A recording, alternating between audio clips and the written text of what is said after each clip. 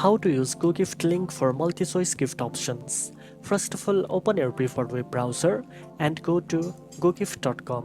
Once the homepage loads, navigate to the platform section in the top menu. Here you will find the bulk gift card option.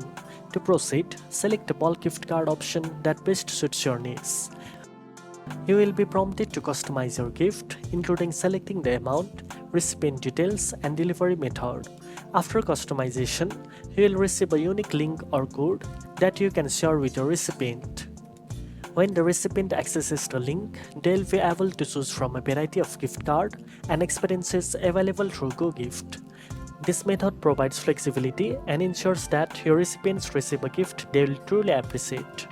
Now you know how to use the GoGift Link for multi-choice gift options. If you found this video helpful, don't forget to like, share and subscribe for more online shopping tips. Thanks for watching and I'll see you in the next one.